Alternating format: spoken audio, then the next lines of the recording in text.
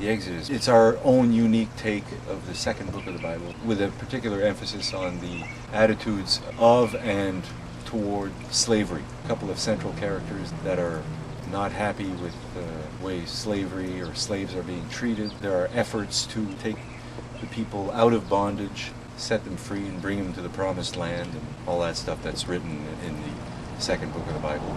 But also there's the attitudes of the people, of the actual slaves, which are the more interesting facets of the musical venture that we're undertaking. This whole concept, which is being condensed into one album, is not designed to ruffle any feathers. It's not supposed to piss anybody off, because we're not being denominational about this. We're just giving our version of that particular period in history, but adding different emphases. After the last gig that we did, I started thinking, well, okay, then we're doing the next studio album. What are we going to do? What's it going to be about? It'll stir some interest, because we're doing something about a book that's the most widely published book in the history of the Western world, anyway. It's just a little part of it, you know. The second book, I thought, well, why not? There's a band that's done the first book to death. Scared a few people off doing that. Yeah, see, but that was a necessary evil. It starts with a burning bush, where the guy gets the divine inspiration to go and free his people from Egypt.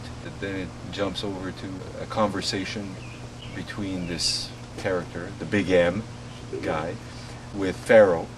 My God tells me to tell you that you gotta let these people go.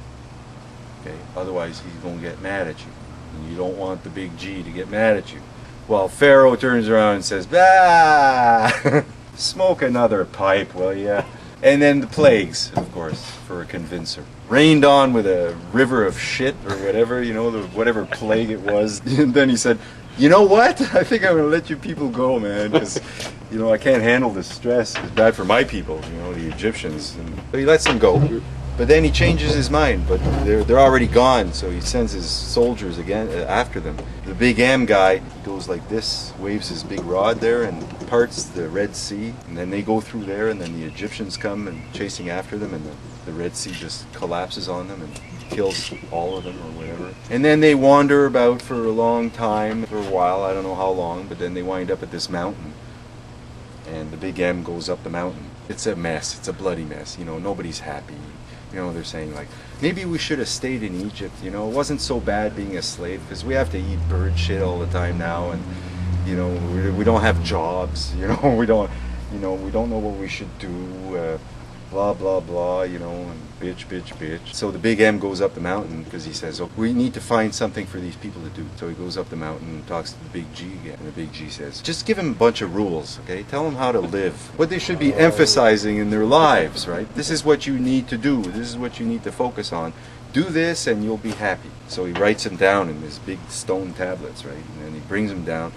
And while he was up there for like 40 days or something like that, people at the bottom of the mountain, they had a big party, just having orgies and, you know, smoking all kinds of drugs and blah, blah, blah. And they took all the gold that they had and they made this big calf out of gold. So the Big M comes down from the mountain and he's pissed off because he sees all this bullshit happening, throws down the tablets, and then he's got to go back up and write them all over again and carve them down over again. And then he comes down, and there's a short version this time. There's only 10 commandments at that point. He's got to go back up because, oh, thou shalt not fasten golden calves. Thou shalt not have orgies in my absence. You know, thou shalt not, you know, all that stuff. But then they sort of condense it into 10 neat rules. And then they wander in the desert for about 40 years and looking for the promised land. Finally they get there. They can't get in because it's already occupied. So they try to take the city and they never manage it. The Big M guy finally goes up another mountain to look. Then he's told something by the Big G again. And he says, now you see that city? That's where you're supposed to go, but you'll never get there. You'll never see it. You're going to die soon. So, you know, thanks.